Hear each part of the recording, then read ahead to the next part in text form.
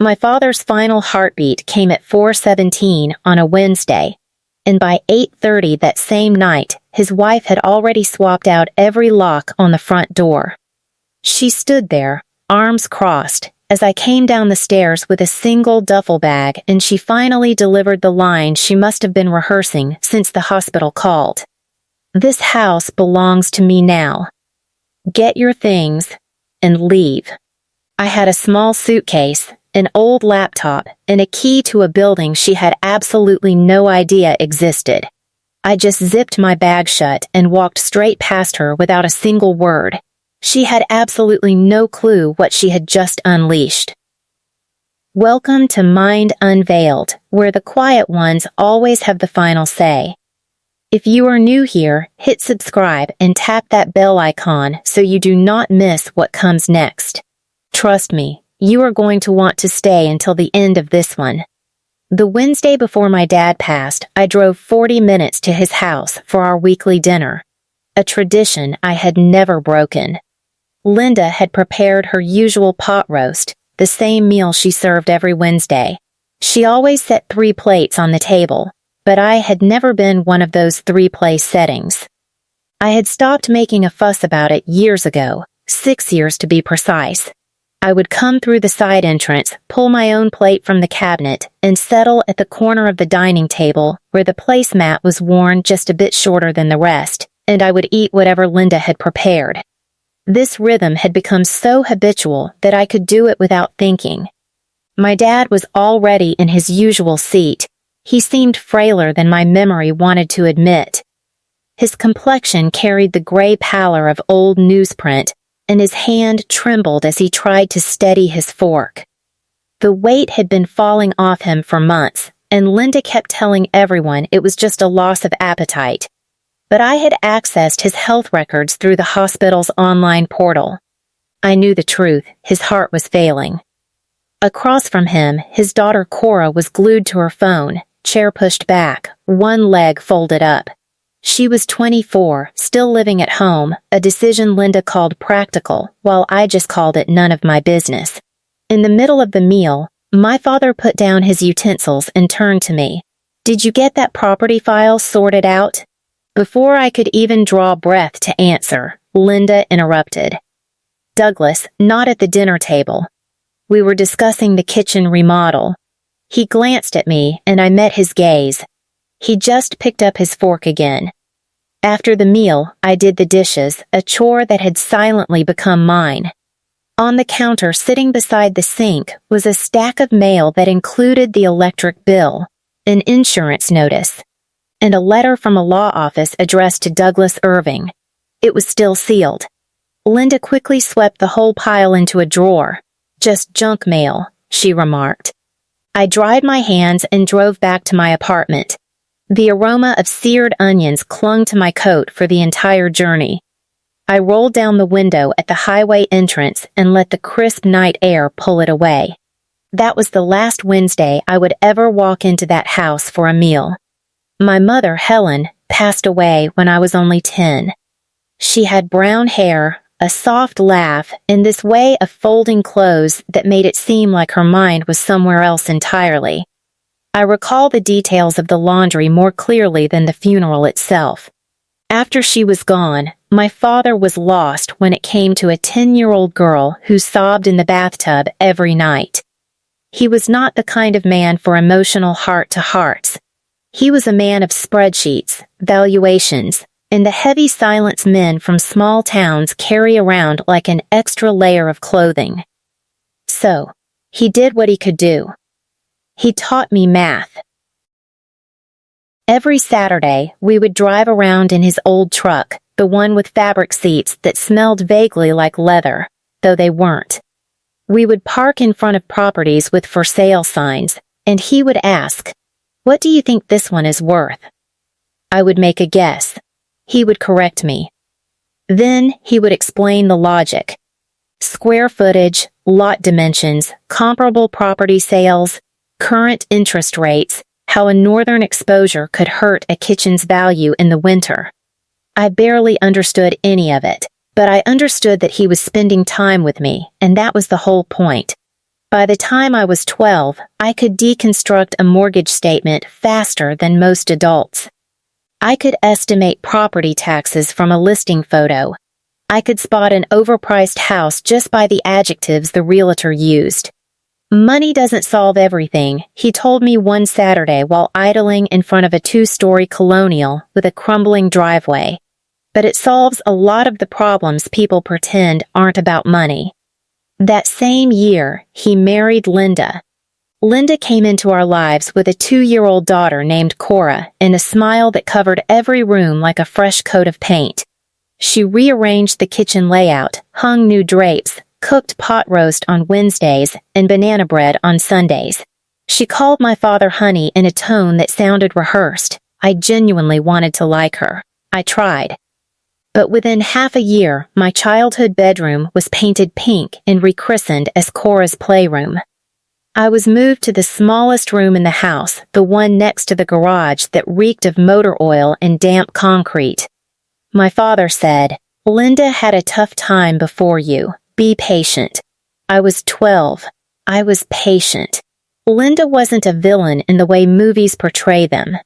She didn't scream, throw things, or lock me in closets. She was worse. She was methodical. Within 2 years, she had restructured the entire house around Cora. The family photos on the fireplace mantel changed. Gradually, the pictures of my mother were shifted to the hallway, then to the upstairs landing, and finally to a box in the attic marked old frames. Linda replaced them with studio portraits of herself, Douglas, and Cora. In one particular photo from a department store, they were all in matching navy sweaters. I wasn't in that photo. I hadn't been invited to the sitting. She also took control of the finances, but not in a dramatic way. She maintained a spreadsheet on the family desktop. Every grocery trip, every gas receipt, every subscription, she logged it all. She presented her findings to my father on the first of each month. She called it our family budget review. It was the only meeting I was never invited to attend. When I asked my father about it, he explained that Linda had experienced financial abuse in her first marriage. Her ex had left her with nothing, no savings, no car, no credit history. That fear drove her to control every dollar that came into the house.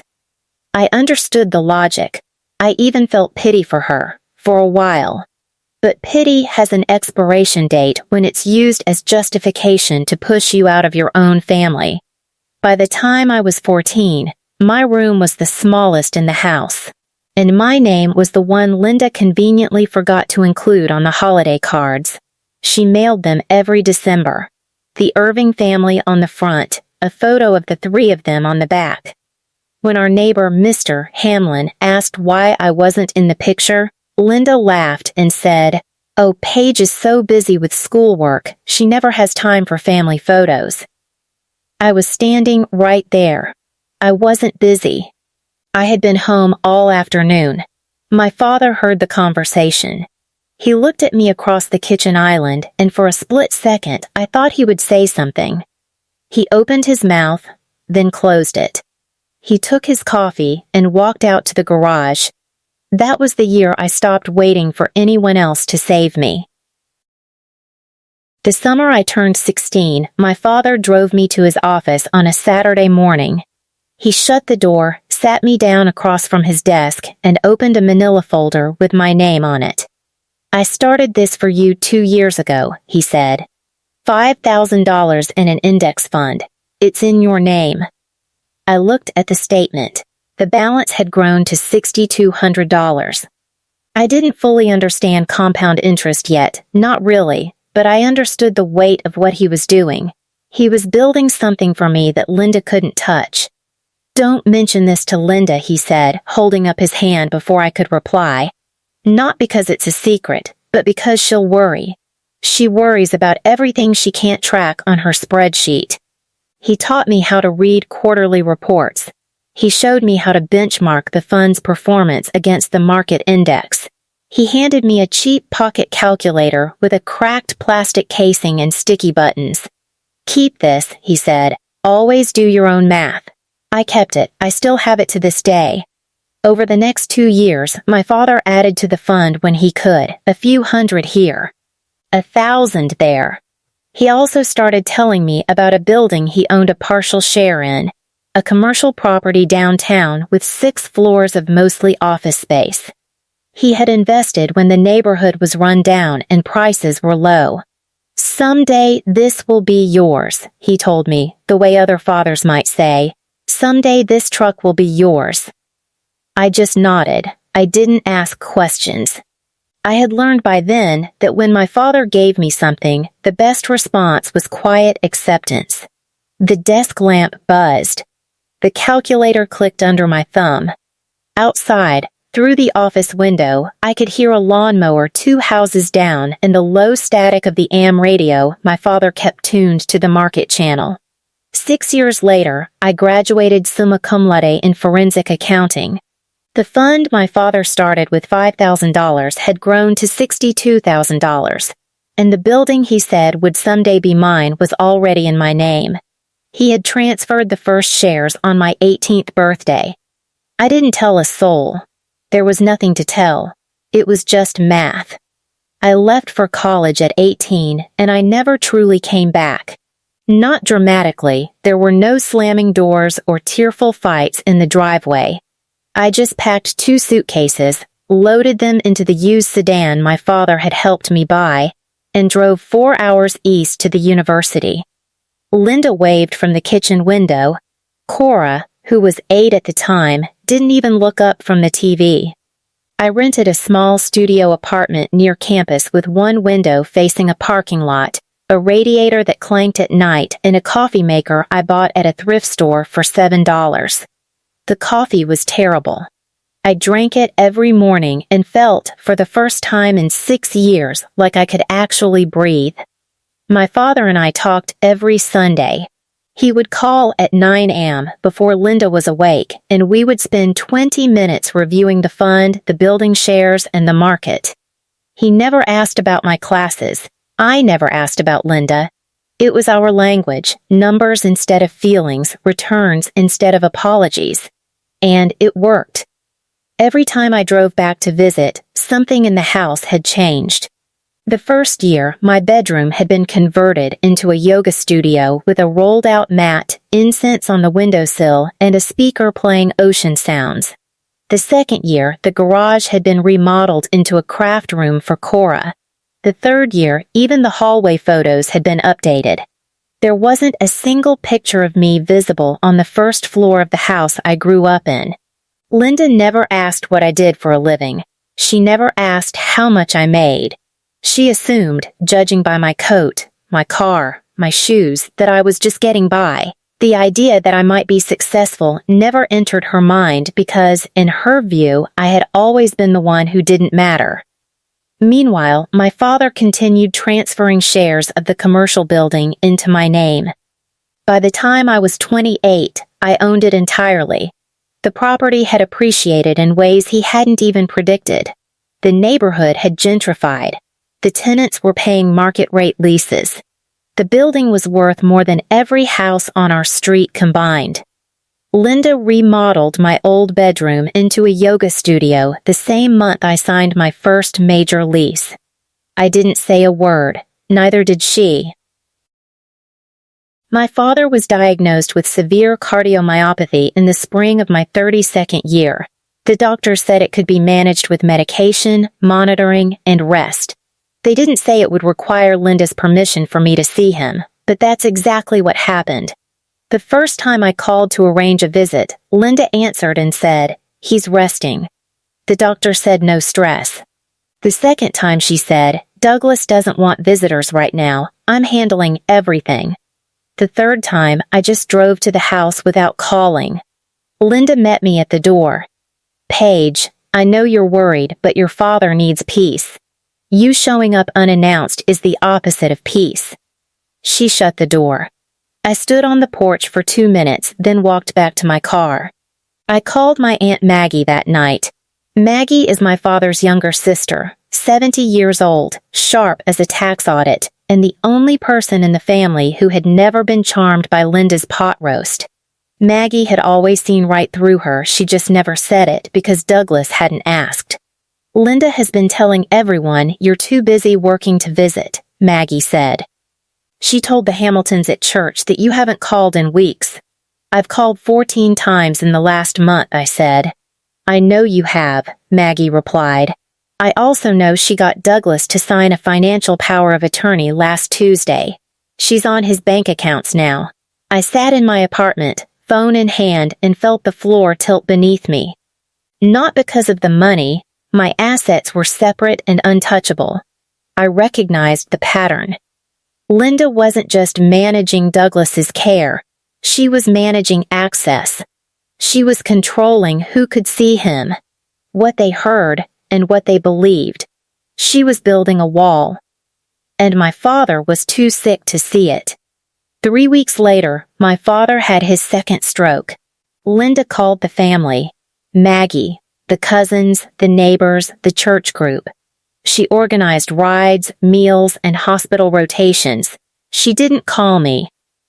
I found out from a hospital nurse who recognized my last name in the system and called the emergency contact number on file, my cell phone, which my father had listed years ago before Linda could change it. He died on a Wednesday. Of course, it was a Wednesday.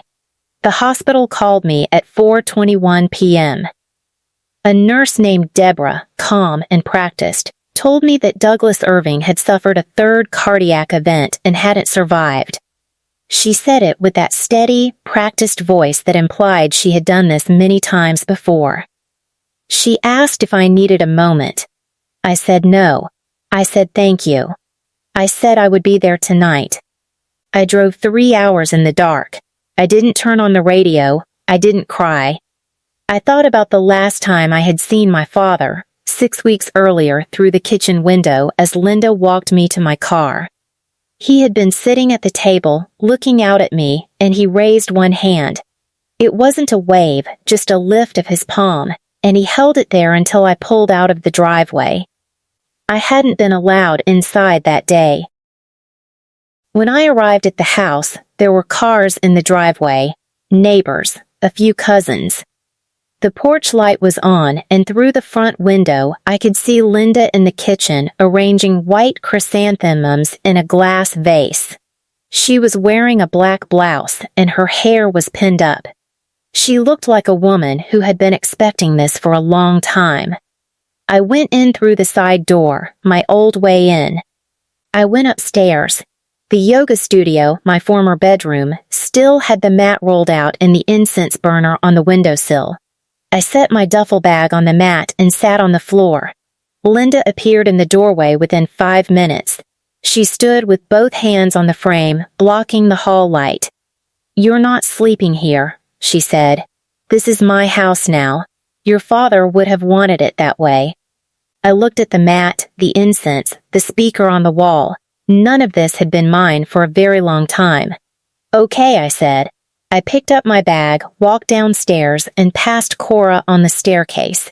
She was standing 3 steps up, holding her phone against her chest. She didn't speak. She looked at me the way you look at someone leaving a building you know they're not coming back to. I drove to a motel 4 miles down the highway. I sat in the car for 20 minutes before I went inside. The key to the building downtown was in my coat pocket. I could feel its edge through the lining. I could have told her right there in that hallway. I could have said that I owned a building worth more than every house on that street combined. But some truths are worth more when they arrive right on schedule. The funeral was held at a small church on Elm Street, the one with the stained glass window of a shepherd that had been cracked since 1987 and never fixed. My father had attended services there every Easter and every Christmas, and Linda had made sure the program listed her as beloved wife in the second line beneath his name. I arrived early.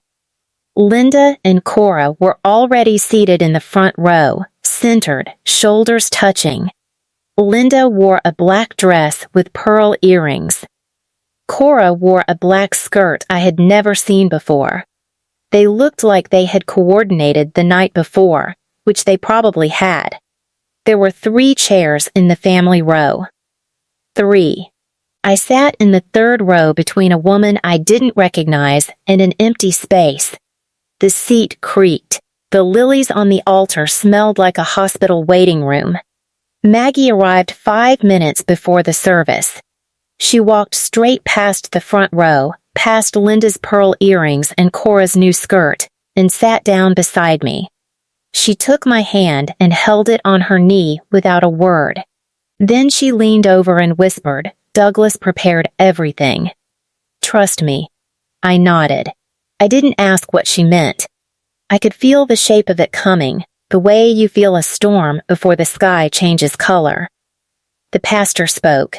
2 neighbors gave short eulogies. One of them called my father a quiet man who showed love through actions, not words. I almost smiled at that. Real love isn't spoken in fancy words, it's written in the math. Afterward, in the church parking lot, a neighbor named Mr. Embry approached me. He was holding a paper cup of coffee from the fellowship hall, and he looked confused. "Paige, why weren't you sitting with the family?" "There were only 3 chairs," I said. He blinked.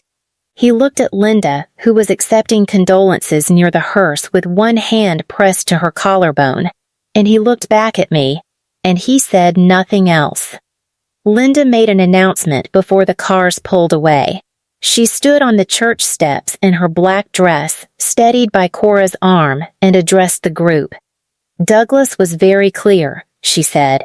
"The house is our family home. Cora and I will be staying there as he always intended." She didn't look at me when she said it. She didn't need to. What she didn't announce was the meeting with the estate attorney scheduled for the following Thursday. Linda started her inventory the morning after the funeral. She began with the house. She called a real estate appraiser, a man named Garfield, who wore square glasses and carried a clipboard. He walked through every room, measured the kitchen, opened the attic hatch, and tapped the basement walls with his knuckles. He told Linda the house was worth approximately $380,000. Linda wrote the number on the back of an envelope and underlined it twice. Next, she went to the bank. She presented Douglas's death certificate and requested a summary of all accounts. The teller pulled up the joint savings account, $140,000. Linda frowned. Douglas had earned a good salary for 30 years. Where was the rest? She asked the teller to check for additional accounts, individual accounts, investment accounts, anything under the name Douglas Irving. The teller typed, scrolled, and shook her head. "This is the only account we have on file for this name at this branch." Linda drove home and sat at the kitchen table. Cora came in and poured herself a glass of orange juice. "Did you find everything?" Cora asked. $380,000 for the house, $140,000 in savings. "That's it?" Cora set the glass down. "That can't be right. Didn't you say he had a building or something downtown?" Linda looked up. "A building?" He used to ask Paige about some building file. Every Wednesday, you always changed the subject. Linda's face went still. The kitchen was quiet except for the hum of the refrigerator and the drip of the faucet she had been meaning to fix for a year. "What building?" Linda said. Cora shrugged. "I don't know. I just heard him mention it." Linda picked up her phone and called the estate attorney's office. She demanded an earlier meeting. The receptionist said the soonest available was still Thursday. Linda said she would take it. She hung up and sat in the kitchen for a long time. The coffee in her mug went cold. The real estate appraiser's number, $380,000, was still on the back of the envelope, underlined twice. She had expected more. She had expected much more. And for the first time since my father died, I wasn't the one in the family who was afraid. I stayed at the Pinewood Motor Lodge for 5 nights. The room was $39 a night, and the mattress sagged in the middle, and the shower curtain had a mildew stain shaped roughly like the state of Ohio. It was fine. I had slept in worse places during college. Every morning, I woke up before 6 and lay in the dark, staring at the ceiling. The neon sign outside the window, vacancy, always vacancy, cast a pink glow through the curtain that shifted each time a truck passed on the highway. In those moments, I didn't think about the money. I thought about my father, about the Saturday drives, about the calculator, about the way he raised his hand through the kitchen window the last time I saw him, not waving goodbye, just holding still. Grief doesn't care how much money you have. It shows up at 3 a.m. in a motel room that smells like bleach, and it sits on the edge of the bed and it waits. On the third morning, I called my attorney, Mitchell Hale. He was a 46-year-old estate and asset protection lawyer who spoke in paragraphs and wore ties that were always slightly crooked.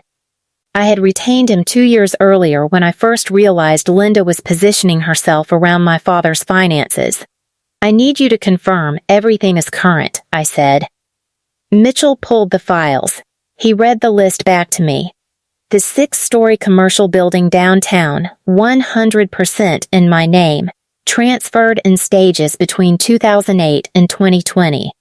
The index fund now valued at $4.2 million. The secondary real estate portfolio diversified across 8 properties in 3 states totaling $5.8 million. Cash reserves and brokerage accounts rounding out the balance. Total value under your name as of Douglas's date of death, approximately $28 million. Mitchell said, "None of it is part of his estate. None of it is subject to probate. None of it is Linda's to claim." "I know," I said. "I just needed to hear you say it. Are you expecting a challenge from Linda?" "Yes, she won't win. I know that too." I hung up and sat on the edge of the motel bed. Outside, a semi-truck downshifted on the highway and the pink neon sign flickered once and steadied. My father didn't leave me money. He left me the roots. I grew the rest myself. I opened my laptop that night and reviewed the portfolio the way I did every quarter. Not because I needed to, because it was the only ritual I had left that still felt like a conversation with my father. The commercial building was the anchor. 6 floors, 32 tenants, full occupancy for the 3rd consecutive year. My father had bought his first shares when the neighborhood was still zoned industrial, and the closest restaurant was a taco stand that operated out of a converted school bus. He used to drive me past it on Saturdays and say, "Someday this block will be worth something." He was right. The building alone was valued at approximately $18 million. That number would have been unimaginable when he first bought in. But 25 years of appreciation, neighborhood redevelopment, and commercial lease rates had done what numbers always do when you leave them alone long enough. The index fund, the one he started with $5,000 when I was 16, had grown to $4.2 million. Most of that growth was compound returns, reinvested dividends, and my own contributions from my salary over the years. My father put in the first seed. I watered it every month like he taught me. Then there were the secondary holdings. Equity in 8 smaller commercial properties across 3 states purchased through the fund's returns and reinvested rental income. $5.8 million. Nothing flashy, nothing speculative, just boring, patient, long-term accumulation. The kind of wealth that doesn't show up in a person's shoes or handbag. $28 million under the name Paige Irving. Not a single dollar was in Douglas Irving's estate. Linda was fighting over a house worth $380,000. She was fighting over savings of $140,000. She was changing locks and arranging chrysanthemums and rehearsing sentences about my house, while the person she had kicked out held a portfolio worth more than 50 times the property she was so desperate to claim. I closed the laptop. The motel room was dark except for the blue glow of the screen fading from the ceiling. Outside, a car pulled into the lot, headlights sweeping across the curtain, then cutting off. I didn't feel victorious. I didn't feel righteous. I felt tired and I missed my father, and I wanted to call him and tell him the numbers the way I had every quarter for 18 years. But some calls just can't be made. Linda called me on a Monday evening, 4 days before the will reading. It was the first time she had dialed my number since the night she told me to pack my bags. Paige, her voice was sweet, controlled, the same voice she used when company was over and she needed me to clear the dessert plates. I need to ask you something. Go ahead. Your father, did he ever mention a building? Something downtown? Cora said he used to bring it up at dinner. A building? I said. Yes, some kind of commercial property. I've been going through his papers and I can't find anything about it. I think everything will be clarified at the reading on Thursday. Silence, then, Paige. I was his wife for 22 years. I have a right to know what he owned. Then the attorney will explain it. I don't want to wait until Thursday. I want to know now. I understand. Are you going to tell me? I think Thursday is the right time. She hung up. Then she called back. I didn't answer. She called again and again. 3 calls in 7 minutes. I set the phone face down on the motel nightstand and listened to it vibrate against the wood. 3 short buzzes each time until it stopped. If you've ever sat across from someone who only calls when they need something, you know the tone. It's sweeter than any voice they've ever used with you before. It arrives without an apology for the last thing they said.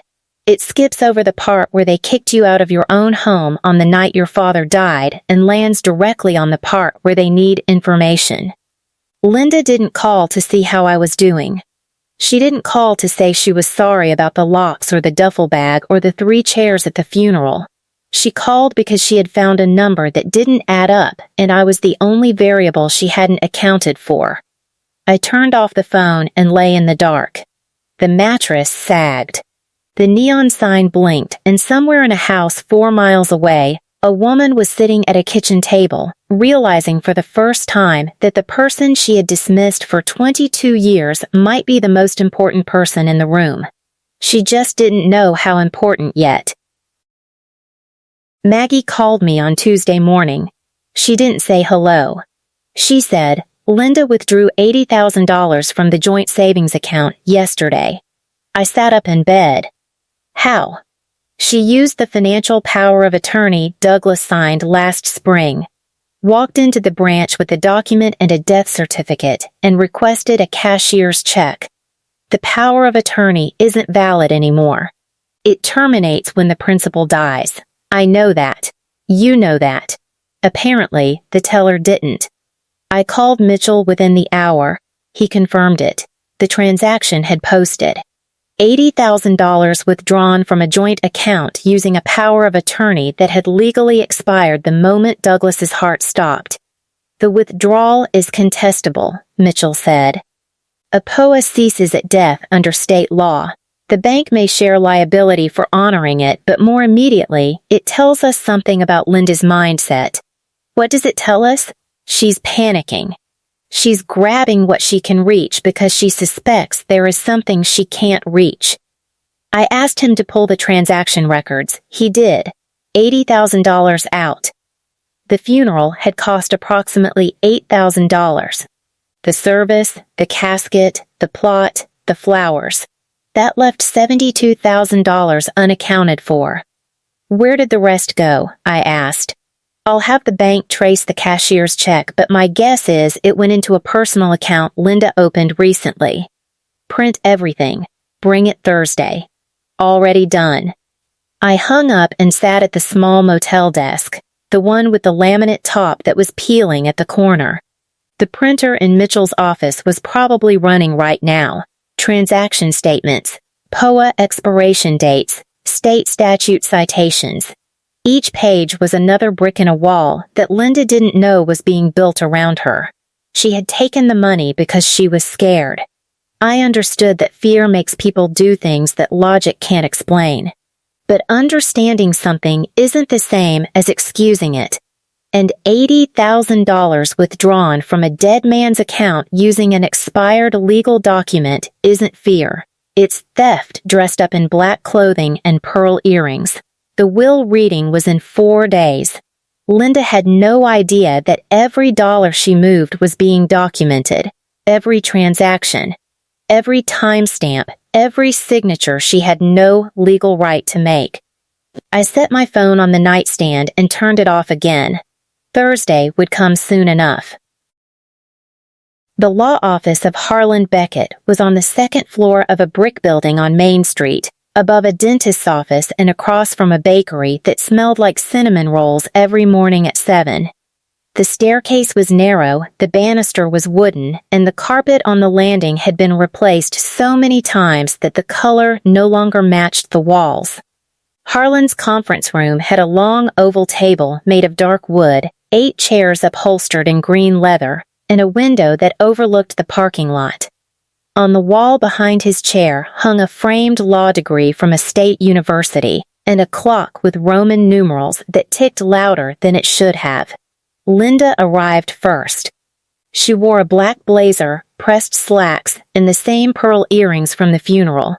Cora followed behind her in a gray cardigan, clutching a small handbag. They sat at the head of the table as though the seating chart had already been decided.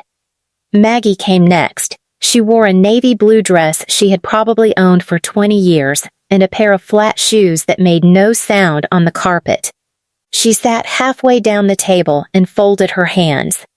2 of my father's cousins arrived together, Arthur and Dean, both in their 60s, both wearing ties that were slightly too short. They nodded at Linda, nodded at Maggie, and took seats near the window. I was the last to walk in. Mitchell was beside me, carrying a leather briefcase with brass clasps. He wore a gray suit and a tie that was, as always, slightly crooked. Linda's eyes locked onto Mitchell immediately. "Who is this?" she said. "My attorney," I said. "Why do you need an attorney?" "Because I am also a beneficiary." Linda smiled, the kind of smile that doesn't reach past the lips. "Paige, the will is very simple. There's no need for drama." Harlan cleared his throat. He was a tall man with white hair and reading glasses perched on the end of his nose. He opened a folder on the table and said, "Before we begin reading the will, I need to explain the structure of Douglas Irving's estate." He said, structure the way an architect might say foundation, carefully and with the implication that what came next depended entirely on understanding this part first. Linda sat at the head of the table as if she had already won. Harlan read the will slowly. He was the kind of attorney who believed that legal documents should be heard, not skimmed, and he gave each sentence the weight of a closing argument. "To my wife, Linda Graves Irving, I leave the family residence located at 47 Burwood Lane, free and clear of any lien or encumbrance. I also leave the remaining balance of our joint savings account." Linda nodded. She pressed her hand flat on the table. "To my stepdaughter, Cora Graves, I leave the sum of $20,000 from the education fund established in 2019. Cora blinked. 20,000. She looked at her mother. Linda's jaw tightened, but she kept her composure. "That is the entirety of Douglas Irving's probate estate," Harlan said. The room waited. Arthur and Dean exchanged a look. Maggie didn't move. Linda leaned forward. "The house and the savings. That's what I expected." However, Harlan continued, adjusting his glasses, "I am obligated to inform all parties that the probate estate represents only a portion of the assets Douglas Irving accumulated during his lifetime." Linda's hand stopped moving on the table. Over the course of approximately 18 years, Douglas Irving executed a series of legal asset transfers. These transfers were completed during his lifetime with full legal documentation, tax filings, and notarized instruments. The assets in question are not part of his probate estate and are therefore not subject to distribution under this will. Linda's voice came out flat. "Transfers to whom?" Harland removed his glasses. He looked at me. The clock on the wall ticked 3 times before he spoke. To his daughter, Paige Irving. The silence that followed wasn't the kind that feels empty. It was the kind that feels full. The air packed tight with things people wanted to say but couldn't find the words for. Linda stood up. The legs of her chair scraped against the hardwood floor. The sound cut across the room like a match striking. "What transfers?" she said. "I am his wife. I have been his wife for 22 years. "What are you talking about?" Harland looked at Linda with the patient expression of a man who had delivered unexpected news before and knew that the next 3 minutes would determine everything. "Perhaps Mr. Hale can provide the specifics," he said, and gestured toward Mitchell. Mitchell stood. He opened the brass clasps on his briefcase with 2 precise clicks that echoed in the silent room. From inside, he removed 3 folders, each one tabbed, labeled, and organized with the kind of precision that only a lawyer billing by the hour can justify. He placed the first folder on the table. "This is the deed of ownership for a 6-story commercial building located downtown. The property was originally purchased by Douglas Irving in 1999. Between 2008 and 2020, ownership was transferred in stages to Paige Irving through a series of legally executed gift transfers. Each transfer was filed with the county recorder, accompanied by gift tax returns, and notarized." He opened the second folder. "This is the summary statement for an investment portfolio held in the name of Paige Irving since 2008. The portfolio includes index funds, dividend reinvestment accounts, and equity in 8 additional commercial properties across 3 states. He opened the third folder. "This is a consolidated asset valuation prepared by a certified public accountant, dated as of the week of Douglas Irving's death." Mitchell set his hand on the third folder and looked at the room. "The total value of assets held under the name Paige Irving as of that date is approximately $28 million. Nobody moved. Cora's mouth opened. She pressed both hands flat on the table as if the number had tilted the room. Arthur leaned back in his chair. Dean removed his glasses and set them on the table. Maggie, who had known, simply nodded once and folded her hands tighter. Linda didn't sit down. She stood at the head of the table with her fingers gripping the edge, her knuckles turning white against the dark wood. "No," she said. "No, that's not. That's his money. She stole it." Mitchell didn't raise his voice. "Every transaction was executed by Douglas Irving voluntarily with independent legal counsel over a period of 18 years. These are not estate assets. They are the personal property of Paige Irving." Linda turned to me. Her face was the color of the conference room walls, flat, pale, stripped of the composure she had worn like armor since the funeral. "You knew," she said. "You sat in that house every Wednesday and ate my food, and you knew." I looked at her. "You kicked me out 4 hours after my father died. You changed the locks before his body was cold. You want to talk about what I knew?" The clock ticked. Nobody spoke. Mitchell wasn't finished. He reached into the briefcase one more time and removed a single sheet of paper. He placed it in the center of the table, face up, aligned with the edge. "There is one additional matter," he said. Linda was still standing. Her hands hadn't left the edge of the table. Cora had tears running down both cheeks but was making no sound. On the 9th day following Douglas Irving's death, Mitchell continued, a withdrawal of $80,000 was made from the joint savings account at First Regional Bank. The withdrawal was executed using a financial power of attorney signed by Douglas Irving in March of this year. Harland looked up from his folder. He already knew where this was going. Under state law, Mitchell said, a power of attorney terminates automatically upon the death of the principal. Douglas Irving died on October 11th. The withdrawal was made on October 20th. The document used to authorize it was no longer valid. Linda's voice came out tight. I needed that money for the funeral. Mitchell slid the paper closer to her.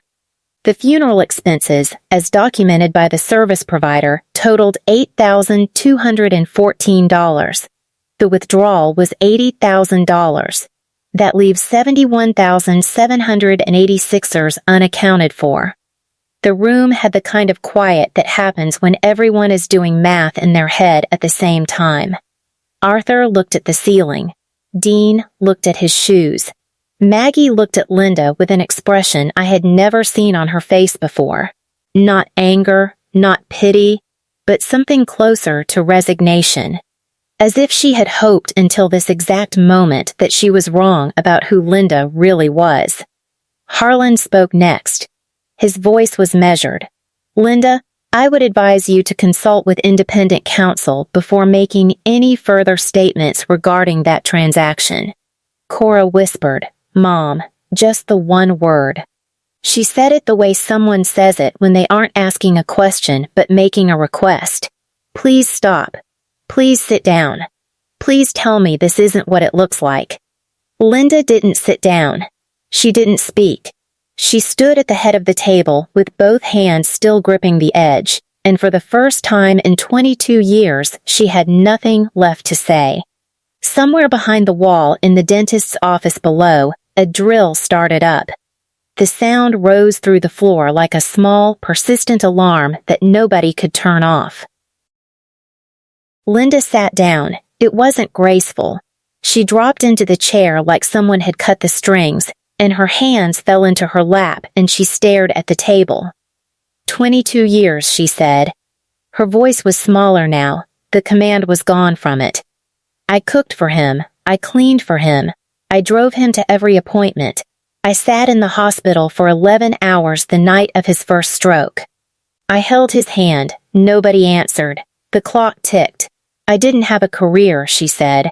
I didn't have savings before him. My first husband left me with a leased car and a maxed-out credit card and a daughter who was 18 months old. Douglas knew that. He knew what I came from. He promised me I would never go through that again. She looked at Harlan. Does none of that matter? Harlan said carefully, the house is yours. The savings minus the contested withdrawal are part of the estate. Douglas didn't leave you with nothing, Linda. He left me a house, she said. And he gave her $28 million. He gave her those assets while he was alive, Harlan said. They were his to give. Maggie spoke for the first time. She had been sitting quietly, hands folded, watching the room the way she watched everything, with patience and without commentary until the right moment. Douglas loved you, Linda, she said. He married you because he loved you. But he also loved Paige, and he knew, we both knew, that you would never share willingly. So he made sure Paige was taken care of before it came to this. Linda looked at Maggie as though she had been slapped. You knew? I knew, because Douglas told me years ago. He said Linda will never let Paige have anything unless it's already done. He wasn't being cruel. He was being honest. Cora pulled her chair closer to her mother. She put her hand on Linda's arm. Linda didn't acknowledge it. I didn't know, Linda whispered. I didn't know any of this. And there it was, the truest sentence Linda had spoken in 22 years. Sometimes the loudest person in the room is the one with the least power. She didn't know, because she had never asked. She didn't know because she had never considered the possibility that the quiet girl who washed dishes and drove home every Wednesday might matter more than she assumed. The conference room clock struck the half hour. No one moved to leave. I stood up. Everyone in the room looked at me. Linda with her hands in her lap, Cora with tears drying on her cheeks, Maggie with her steady gaze, Arthur and Dean with their slightly too short ties, Harlan behind his folder, Mitchell beside his briefcase. I didn't come here to take anything from anyone, I said. Everything under my name has been mine for years. I came here so that everyone in this room would know the truth. Not part of it. All of it. I looked at Linda. She didn't look away. From today forward, I will not call. I will not visit. I will not explain. If you or Cora need to reach me, you can do it through Mitchell. I picked up my bag from the floor beside my chair. I turned to Maggie. Thank you, Aunt Maggie. She nodded. She didn't need more than that. We had always understood each other in the same shorthand my father used. A nod, a squeeze, a lifted palm. I walked toward the door. My shoes sounded on the hardwood. A steady rhythm, even and unhurried. I didn't look back. At the threshold, I stopped. I turned, not all the way. Just enough to see Linda's profile at the head of the table. You said the house is yours, I said. Then keep it. I don't need it. I never did. I closed the door behind me. Not a slam, not a gentle pull, a firm close, the way my father taught me to close a deal. Quiet, deliberate, and final. In the hallway, the carpet was worn thin in front of the elevator. Mitchell fell into step beside me. He didn't speak. He knew that some moments don't require commentary. The elevator was broken. We took the stairs. At the landing, Arthur and Dean caught up with us. Arthur extended his hand. Your father would have been proud of you, he said. I shook it. He would have told me to check the portfolio before driving home. Arthur almost laughed.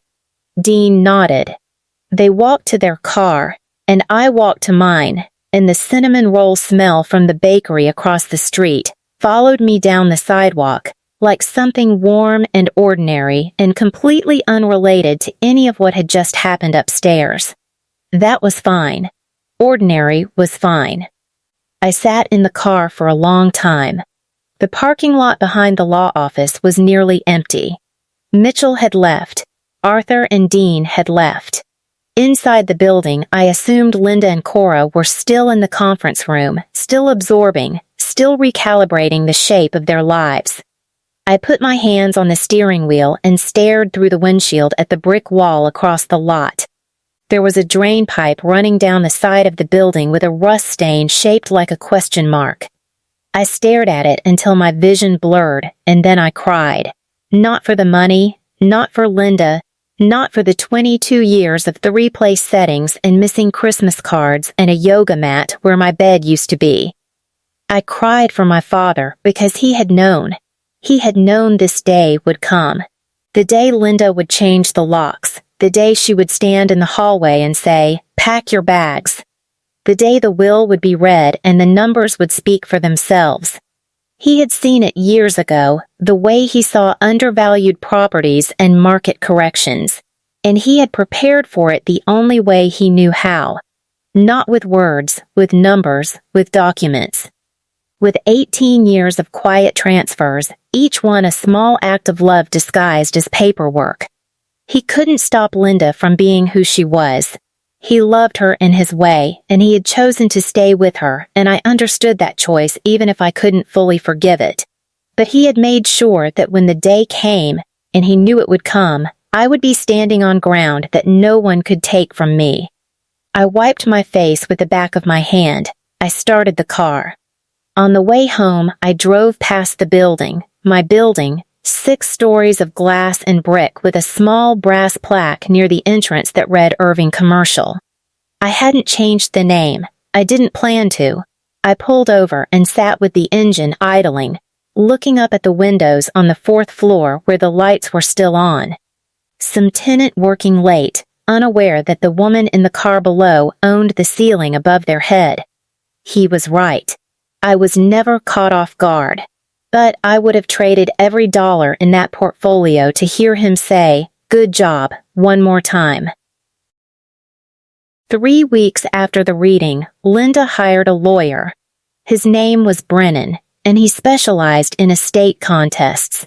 He reviewed every document Mitchell had presented, the deeds, the tax filings, the notarized gift transfers, the portfolio statements, and called Linda back within a week. There is no basis for a challenge, he told her. The transfers were executed over 18 years by a competent adult with independent legal counsel. There is no evidence of undue influence, coercion, or diminished capacity. Douglas Irving knew exactly what he was doing. Linda argued. She said she hadn't been informed. Brennan said the law didn't require a spouse to be informed of gifts made from individually owned assets. Douglas's separate property was his to give. The building had been purchased before the marriage. The investment fund had been established with separate funds. Every subsequent contribution had been traceable to his own earnings, not community property. Your husband was generous to you, Brennan told her. He left you the family home free and clear. He left you the savings. He didn't leave you with nothing. He left me with nothing compared to what he gave her, Linda said. Brennan didn't respond to that. The $80,000 was a separate matter. Mitchell sent a formal letter requesting the return of the $72,000 that exceeded the funeral costs. Linda's attorney advised her to comply. She did. The check arrived at Mitchell's office within 10 days. Drawn from a personal account Linda had opened the day after the withdrawal. Cora sent me a text message 3 days later. It was the first direct communication I had ever received from her. It said, I didn't know what she was going to do that night. I'm sorry. I read it. I read it twice. I didn't reply. Not because I was angry, but because I didn't know what to say to someone who had watched me walk down a staircase with a duffel bag and hadn't said a single word. The family shifted. Arthur and Dean called me.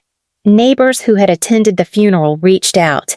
The narrative Linda had built, Paige is absent, Paige doesn't care, Paige is too busy, collapsed under the weight of the numbers Mitchell had placed on that conference table. Linda, for the first time in 22 years, found herself on the outside of the family she had spent so long controlling. The isolation she had built for me had come home. I need to pause here for a second. If you have ever had someone in your family treat you like you were invisible until they needed something from you, you know exactly what this felt like. Not the money part, the part where they only see you when it costs them nothing. If this story is hitting close to home, leave a comment. Tell me, did you ever walk away from someone who only loved you on their terms? And while you are here, please subscribe. It means more than you know. 6 months later, I moved into a 2-bedroom apartment on the 7th floor of a building that overlooked a public park. It wasn't extravagant. It had hardwood floors that creaked near the bathroom door, a kitchen with enough counter space to cook a real meal, and 2 windows in the living room that faced east, so the morning light came in warm and direct and landed on the spot where I put my desk. I opened my own consulting firm that spring. I called it Irving Compliance Group. The name wasn't an accident. It wasn't a tribute in the sentimental sense. My father would have hated sentimentality. It was a statement of origin. Everything I knew about numbers, about patience, about reading a ledger the way some people read poetry, it started with him. Maggie came for dinner once a month. She brought bread from the bakery near her house and a bottle of wine she swore was on sale, but never actually was. We ate at the small table by the window and talked about Douglas, not with sadness, but with the particular kind of warmth that comes from knowing someone exactly as they were, without revision. He used to say you were the only person in the family who understood interest rates, Maggie told me one evening, cutting a slice of sourdough. He used to say that about everyone he liked, I said. She smiled. No, just you. I kept one thing from the old house. Not the house itself, not the furniture, not the photographs Linda had curated so carefully over the years. I kept the calculator. It sat on my desk beside my laptop, a 30-year-old pocket calculator with a cracked plastic case, yellowed buttons, and a display that flickered when you pressed the equal sign too hard. It was the same one my father had handed me the summer I was 16 in his office with the desk lamp humming and the AM radio murmuring behind us. Linda didn't call. I didn't expect her to. Cora had sent one more letter, handwritten on stationery I didn't recognize. She wrote about her job search, about the house feeling different now, about how she wished things had been different. I read it. I set it on the kitchen counter and let it sit there for a week. Then I put it in a drawer. I wasn't ready to reply. And I had learned finally that not being ready wasn't the same as not caring. I was sitting at my desk on a Tuesday morning when I picked up the calculator. It was heavier than it looked. The plastic was warm from the sunlight coming through the window, and the buttons had the soft resistance of something that has been pressed 10,000 times and expects to be pressed 10,000 more. The brand name on the bottom had worn off years ago. The battery compartment had a piece of tape holding it shut, the same piece my father had put there when I was 17. And the latch broke during a Saturday drive. I turned it on. The screen lit up, a faint gray-green glow. The numbers slightly uneven, the decimal point brighter than the digits. It still worked. Of course it still worked. My father didn't buy things that stopped working. I typed in the number 28 million. 28 million. I looked at it for a long time. The screen held the number without judgment, without commentary, without applause. It was just math, the same way it had always been just math. On those Saturday drives in the office with the desk lamp, on the quarterly calls in the motel room at 3 a.m., my father had said once, sitting in his truck outside a Colonial with a cracked driveway, "Money doesn't fix everything. But knowing how to count it means you'll never be caught off guard." He was right. I was never caught off guard. Not by Linda, not by the locks, not by the 3 chairs, not by any of it. But I would have traded every dollar on that screen to hear him say it one more time. I turned the calculator off. The screen went dark. I set it back on the desk next to the laptop where it had been every day since I moved in.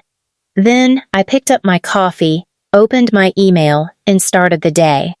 Outside, the park was filling with joggers and dog walkers and a woman pushing a stroller through the fallen leaves. The sun was still coming through the east window. The floor creaked near the bathroom door. The bread Maggie had brought on Sunday was still on the counter, wrapped in a cloth napkin, and there was enough left for toast. This was my life. I had built it, and it was enough. The ultimate freedom is never needing permission to exist. My name is Paige Irving, and that is my story.